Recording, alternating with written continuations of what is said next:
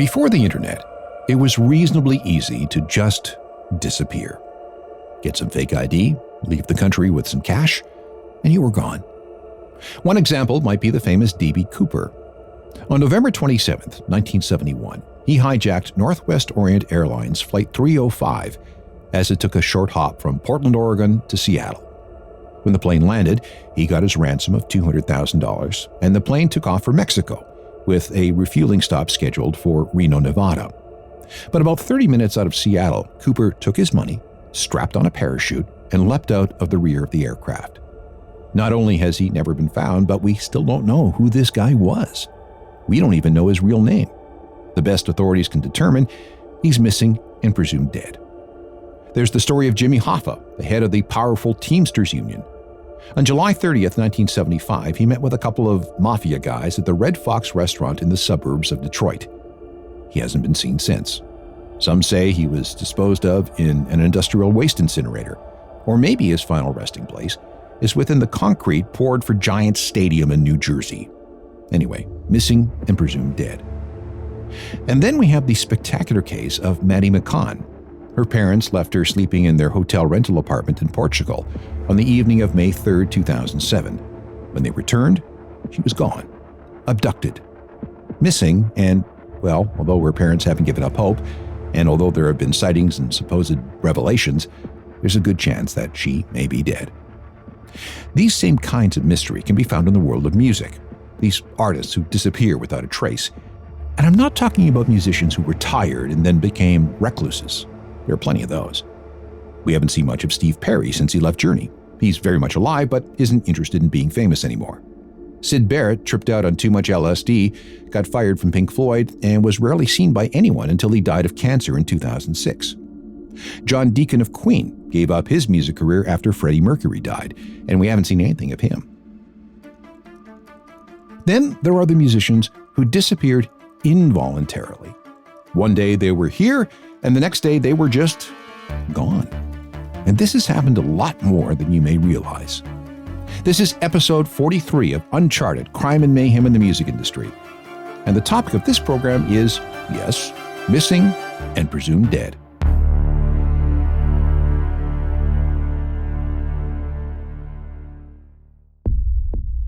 Hello again, I'm Alan Cross. It is so hard to disappear completely these days. We each leave behind a constant stream of digital smog: credit card use, ATM withdrawals, cell phone calls, online logins, social media, and so on. It's easier than ever to find someone who doesn't want to be found. But what if you disappear under nefarious circumstances? That's a different scenario entirely. This program will look at musicians who just plain vanished, gone without a trace, and with zero hope of tracking them down. We can only assume that they were dead. How? Why? We'll get into that. In the pre-rock and roll era, the most famous missing musician was big band leader Glenn Miller. But his disappearance is easy to explain, although his body was never found. Prior to World War II, Miller was a huge star, leading the Glenn Miller Orchestra.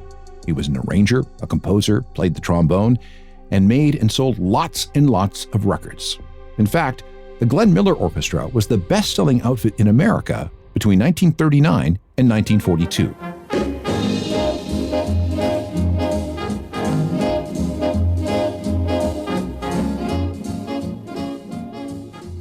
Miller had so many hits.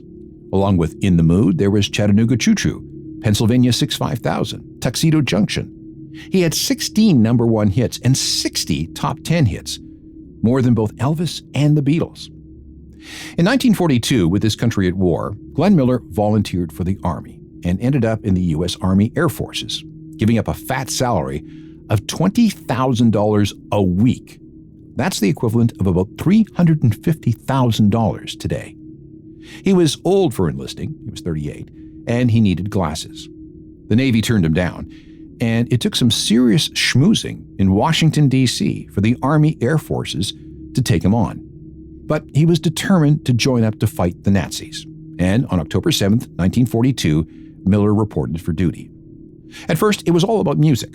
The 51-piece Major Glenn Miller Army Air Forces Orchestra was called in to entertain the troops. This was great for morale.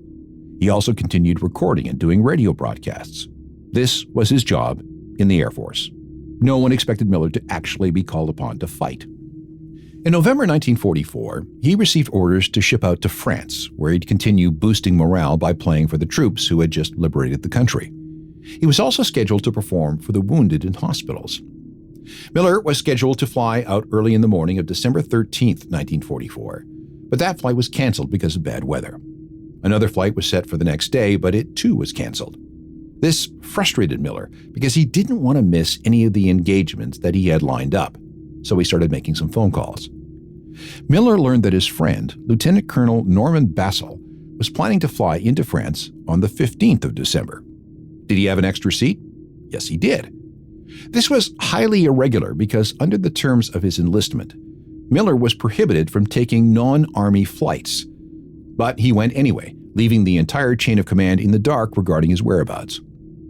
At 1:55 in the afternoon of Friday, December 15, 1944, Miller took off aboard a single-engine Nordun UC-64A Norseman from an Air Force base in southern England. Miller was on board with two others, including his friend, Colonel Bissell. No one saw the plane again. It disappeared somewhere over the English Channel. Probably. Maybe. Because his superiors didn't know where he was, they didn't realize Miller had gone missing for 3 days. But 9 days later, he was declared missing in action and presumed dead. The news hit music fans, especially in the U.S., with the same impact as Elvis, John Lennon, and Kurt Cobain. What happened? Unknown. No debris was ever found. No bodies were ever recovered. One theory is that the Norseman was hit by friendly fire. As Miller was making his way to France, 138 planes were returning from an aborted Allied bombing raid over France during the Battle of the Bulge. Many of them dropped their bombs into the English Channel as a fuel-saving measure so they could make it home. People who subscribe to this theory say that it's possible that one such jettisoned bomb hit Miller's plane, which was flying below the returning squadrons. This theory, however, was later ruled out because the timing of Miller's flight and the returning planes didn't add up.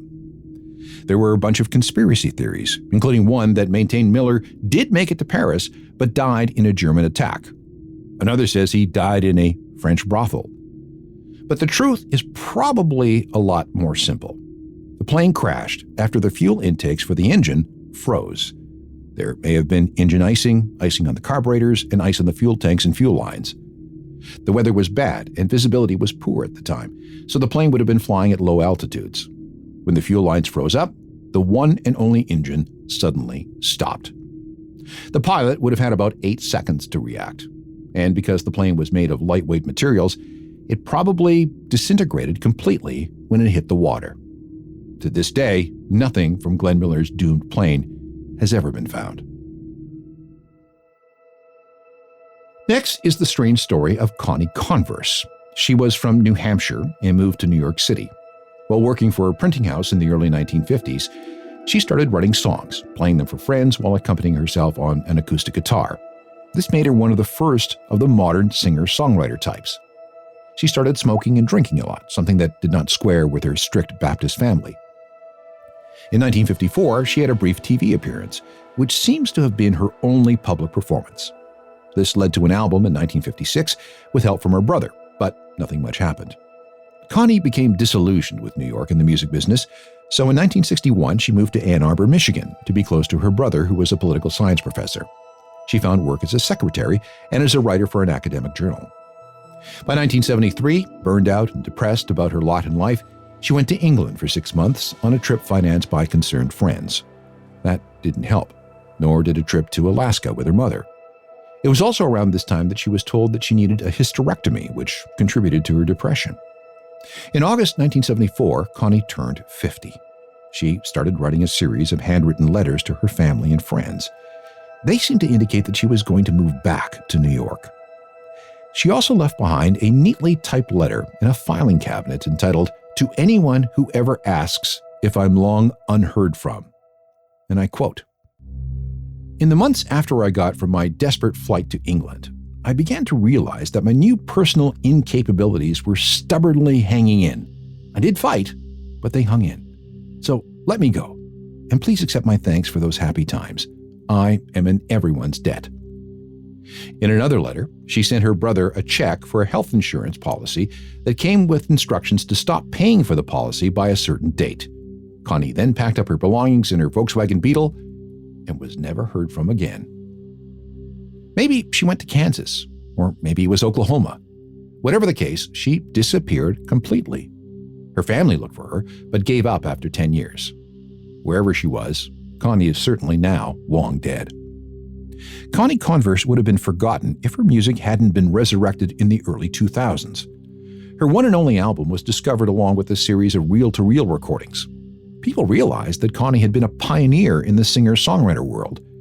The music that she made in the 50s was far, far ahead of its time, especially when you consider the female perspective of many of her songs.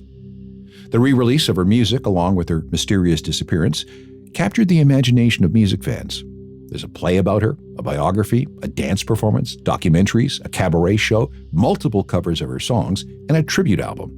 Fans include Laurie Anderson, Mike Patton of Faith No More, and Karen O of the Yeah Yeah Yeahs. Here's a quick sample of Connie from a compilation entitled How Sad, How Lovely, first released in 2009. This is called Playboy of the Western World. Little bunch of flowers didn't cost a dime, picked them in the park in their prime. He went around with his heart unfurled, the one and only Playboy. Connie Converse, who disappeared without a trace in the summer of 1974 and has never been heard from since. Coming next, a singer-songwriter who went out into the New Mexico desert to search for UFOs and then disappeared.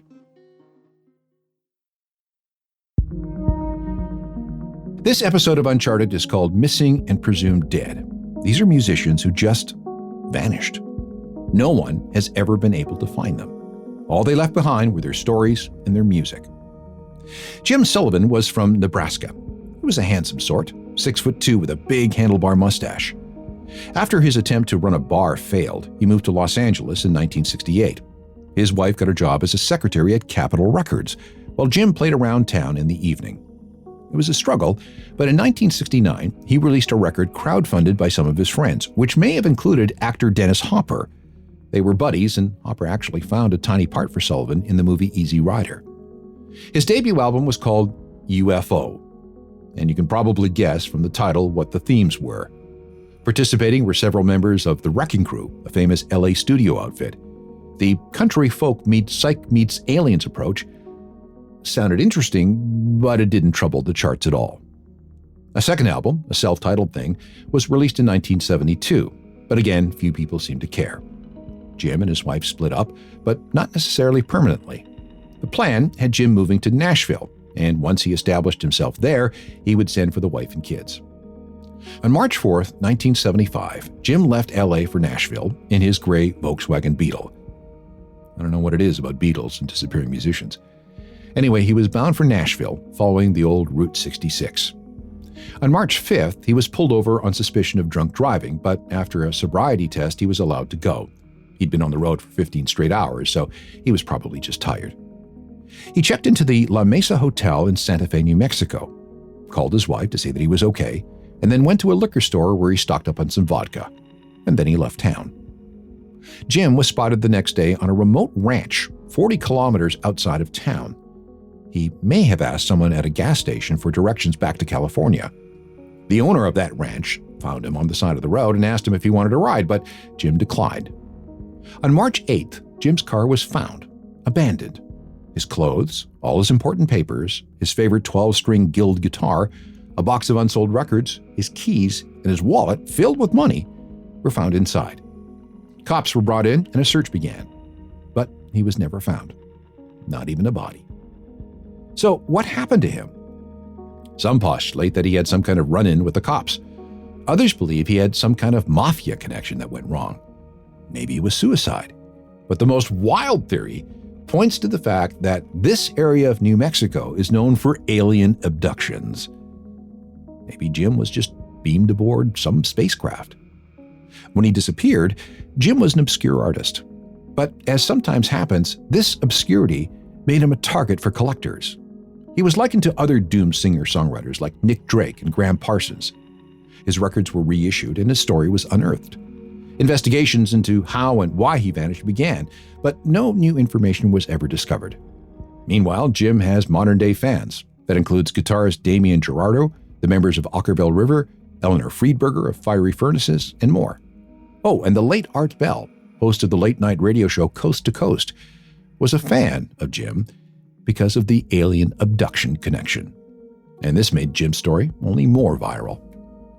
Fans now stop into the La Mesa Hotel in Santa Fe following Jim's final footsteps. People often ask for the room that Jim checked into but never used. But they're disappointed because the room is now being used for storage. Here's the title track of Jim's 1969 album, UFO. Shaking like a leaf on the desert heat. His daddy's got a bag that's so hard to beat. I bought me a ticket, got a front row seat. I'm checking out the show with a glass of ice. Jim Sullivan, who disappeared without a trace into the cold desert of New Mexico in March 1975. Our next missing and presumed dead singer is Licorice McKechnie.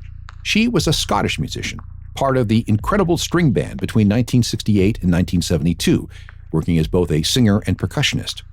When they played Woodstock in 1969, Licky, that was her nickname, was on stage. By 1974, she was back in England. There was a gig at a Church of Scientology that also included Bowie associates Mike Garson on piano and drummer Woody Woodmansey. Then there was a move back to California where she joined another group called the Silver Moon Band. After that, it was a job with Woody Woodmansey in a group called U-Boat in 1977. After that, though, things get sketchy. She visited family in Edinburgh in 1986 and then completely and utterly disappeared in 1990. Licky was thought to be in Sacramento, California, where she had some sort of medical issue. The last anyone saw of her was in 1987 when she was seen hitchhiking across the desert in Arizona in the middle of nowhere. And that's it. That's all we know. Like other musicians who have vanished, Licky's story has captivated some people, including Robert Plant of Led Zeppelin. Back in 1968, Licky performed on the incredible string band's album The Hangman's Beautiful Daughter, and Plant says that record had a huge influence on Led Zeppelin's first album. If I was a witch's hat, sitting on her head like a paraffin stove, I'd fly away and be a bat. The incredible string band, featuring backing vocals and finger cymbals by Licorice McKechnie, missing and presumed dead. Next on our list of MIA musicians is Alain Kahn. He was from Paris and started his career at the age of 16 in 1963. By the 1970s, he was in London, completely blown away by the glam rock scene of the early part of the decade. He loved Bowie, T-Rex, Lou Reed, and all the rest of the glam stars. Returning to France, he made a couple of albums in the mid-1970s. He had the whole rebellious, androgynous thing down perfectly and became famous in France. Kahn dabbled in drugs, went to all the fabulous parties, and had a reputation of occasionally being erratic. He also, reportedly, hung out with some shady people. During one recording session, he met David Bowie. Here's a quote from Kahn. "I met Bowie, who took me away for 10 days in his black Mercedes. Since then, I have not missed my discoloration. There have been lots of photos in the press, and since there has been kind of a respect for me." He experimented with some new styles and Bowie-like personas in the 1980s. There was one more album in 1986. And then on April 14th, 1990, at the age of 45, he just vanished. He was last seen at the Rue de la Pompe metro station in Paris. There were no sightings, there were no clues. His disappearance was all over the news in France with all kinds of wild speculation, but nothing. Was he abducted? A victim of some kind of accident? Did he make a trip into the notorious catacombs of Paris and got lost? Or did he just decide that he'd had enough and just didn't want to deal with life anymore? Family and friends couldn't figure it out because to just disappear completely was uncharacteristic of him. He was a level-headed guy with no history of erratic behavior, at least this sort. Police launched a search. Security footage from the metro station didn't show anything. Witnesses were no help, and the case went cold. His disappearance remains unsolved. Oh, and this is weird. In 1979, 11 years before he went missing, Kahn released an album entitled Whatever Happened to Alan Z. Khan? From that record, this is a song called Histoire Noire. Une grosse voiture noire s'arrête dans la rue noire, là juste au coin du sale bar. Ouais, un homme aux lunettes noires sera avec sa pétoire. French singer Alain Khan, missing and presumed dead since April 1990. A few more stories of mysterious disappearances in just a moment. Here are a few more stories about musicians who just vanished without a trace. Weldon Keys was a jazz pianist, poet, and writer. If you dig into the history of the beat generation of the 40s and 50s, his name comes up. After his marriage fell apart, Keys got hooked on barbiturates, something that was related to his bipolar disorder. He began drinking heavily and talked about ending it all. On July 17, 1955, he talked to a friend about a possible job. 2 days later, his car was found abandoned by the Golden Gate Bridge in San Francisco, and he was never seen again. Scott Smith was the bass player for Loverboy during their glory years when they had all the hit records and sold millions of albums. On November 30th, 2000, Scott and two friends set out on his 11-meter sailboat called Sea Major from a marina near San Francisco. The plan was to sail down to Mexico to get in some rest before Scott had to go on tour with the band. But they didn't get far. They were in the vicinity of Ocean Beach near the Golden Gate Bridge when suddenly the weather turned. A 25-foot wave hit the boat, sweeping Scott overboard. And despite an extensive search, his body was never found. He's presumed dead, lost at sea. Forrest Schaab, known as DY on the Canadian hip-hop scene, seemed to be at the cusp of doing something significant. In August 2010, he told friends he needed a change of scenery to help him with his songwriting. He flew to Mexico City, and then in November 2010, he just disappeared. Months went by with no word. Canadian authorities investigated, but got little help from Mexican police. There was the odd sighting of him in different parts of the country, but none of them amounted to anything, and he remains missing. Maybe dead, maybe not. Finally, there's Philip Taylor Kramer, the bass player for Iron Butterfly. You remember them, right? In a garden of freedom, honey, don't you know that I'm loving you? In a garden of freedom, baby, don't you know that I'll always be true?